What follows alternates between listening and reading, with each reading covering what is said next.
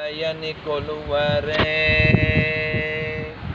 గోవిందాయని కొలువరే గోవింద గోవింద యని కొలువరే హరి అచ్యుతాయని ఆడరే పురుషోత్తమాయని పొగడరే హరి అచ్యుతాయని ఆడరే పురుషోత్తమాయని పొగడరే అండజ వాహనుని కొలువరే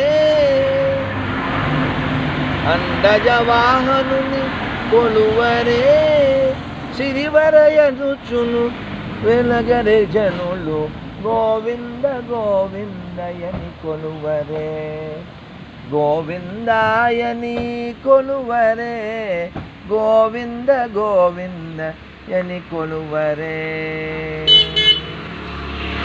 నమో వెంకటేశాయ. మనం చాలా భాగ్యవంతులం. ఎందుకంటే ఈ రమణీయ కమనీయ వాతావరణంలో హరిని ఆనందంగా స్మరించుకోవడానికి ఇలాంటి క్షేత్రాలు ఎన్నో భగవంతుడు స్వయం వ్యక్తమై భాగవతుల ద్వారా మనం ఉద్ధరించడానికి తను వెలిసి ఏదో కారణం చేత, ఏదో భృగు మహర్షి కారణం చేత ఈ భూమిని వైకుంఠం చేయడానికి స్వామి వచ్చారు. అలాగే ఒక్కొక్క క్షేత్రం కేవలం మనం ఏదోలా ఆయనతో సంబంధాన్ని కలిగి ఉండాలి. మరి మనం అంతా కూడా ఆయన్ని మర్చిపోయాం. అన్నమయ్య చాలా స్పష్టంగా చెప్పారు ఒక కీర్తనలో, ఎంతకాలము కదా ఈ దేహధారణము చింతా పరంపరల చిక్కుబడసే ఎంతకాలము కదా ఈ దేహధారణము చింతా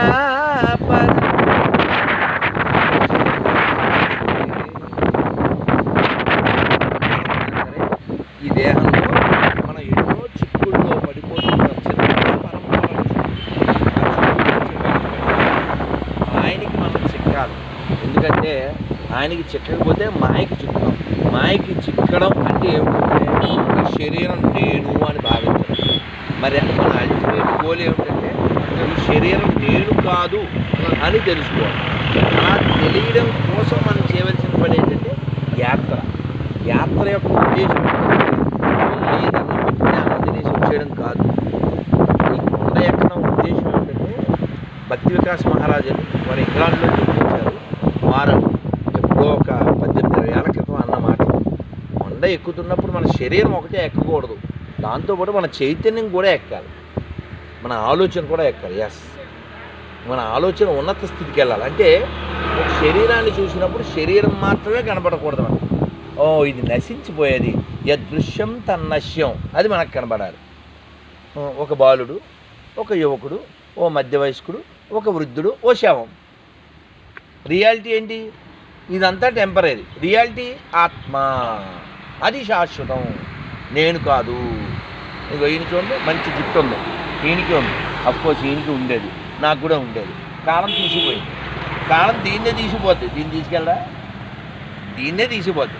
కాబట్టి ఎంతకాలము కదా ఈ దేహధారణము, దీన్ని కాదు ప్రేమించాల్సింది, ఇది ఇచ్చిన వాడిని ఆయన మనని మెచ్చుకునేలా మనం జీవించాలి. ఆ జీవితం మనకి ఎక్కడిచ్చాడు, అది ఎలా జీవించాలో భాగవతంలో చెప్పారు, భగవద్గీతలో చెప్పారు, 12వ అధ్యాయంలో చెప్పారు. ఇదిగో ఇలా ఉంటే నాకు నచ్చుద్ది. అందులో ఒక్క క్వాలిటీ చెప్తాను ఆయనకి నచ్చేది. అనికేత స్థిరమతి భక్తిమాన్మే ప్రియో నరహ, 12వ అధ్యాయం 19వ శ్లోకం. తుల్య నింద, మీరు కూడా చెప్పండి. తుల్య నింద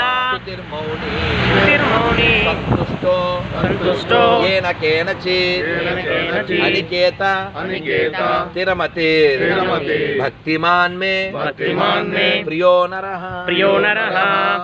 ఏమిటి, ఏం చెప్పాను, ఏమర్థం ఏంటి, మీనింగ్ చెప్పాలిగా. తుల్య నింద స్తుతిర్మౌని, ఎవరు నాకు నచ్చుతారంటే అవమానం వచ్చినా సన్మానం వచ్చినా ఒకలా ఉండేవాడు నాకు నచ్చుతాడు. అన్నా నువ్వు తోపు,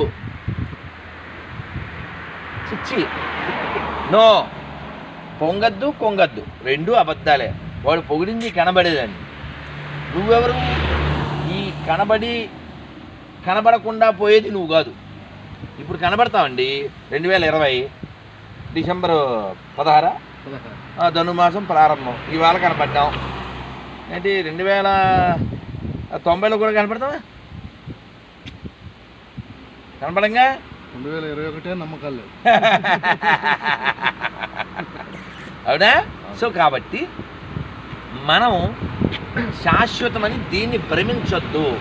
అన్నమయ్య చాలా స్పష్టంగా చెప్పాడు. దీన్ని నమ్మకం. అది మనం చూడాల్సింది సోలు, అది మన గోలు. తెలియకపోతే నువ్వు ఫోలు. అదేనా? అందుకని మనం భగవన్నామని చేయాలి, భగవంతుడి దగ్గర కావాలి. ఎక్కడి నుంచి వచ్చారు? హైదరాబాద్. చూసాగారు, నాకు అర్థమైపోయింది. జై హింద్. జై హింద్. భారత్ మాతకి జై. భారత్ మాతకి జై. శ్రీరామ్. జై శ్రీరామ్. గోవిందా. అదొకటే రిక్వెస్ట్ కదా. ఇంత సంతోషాన్ని మనం పొందుతూ ఉన్నాం ఎందుకంటే కొద్దో గొప్ప జ్ఞానం ఉండబట్టి. ఈ ఆనందం చాలా మందికి అందాలి. ఈ ఆనందం మనం అందించకపోతే, దీని విలువ మనం తెలియజెప్పకపోతే బోల్డ్ చోట్ల విషం ఎక్కిస్తుంది. అక్కర్లేని 2 చెక్కలు 3 మేకులు మన దేశానికి అవసరం లేదు. ఎంత అందమైన ఈ కొండలు, ఎంత ఆనందకరమైనటువంటి రూపము అన్నమయ్య చాలా స్పష్టంగా చెప్పారు. చూడండి, అదే చూడవే మోహన రూపం. అంత దివ్య సుందరమైనటువంటి భగవంతుని చూడడం మానేసి ఈ జీవితాన్ని ఎడారి కోసం, ఏడవడం కోసం అంకితం చేయడం తెలివైన పని కాదు. కాదు, నేనేం చెప్తాను, ఎడ్యుకేట్. ఎవరిని ఎడ్యుకేట్ చేయాలి? మనం ఎడ్యుకేట్ చేయకపోతే వాళ్ళు ఎరాడికేట్ చేయాలి. ఎందుకంటే వాళ్ళ గోలు ఉంది, ధ్వంసం చేయడం. రేపు 25వ తారీఖు ఏకాదశి మర్చిపోకుండా ఇందులో ఉన్నది ఫాలో అవ్వండి, ఇవి చదువుకోండి. హరే కృష్ణ.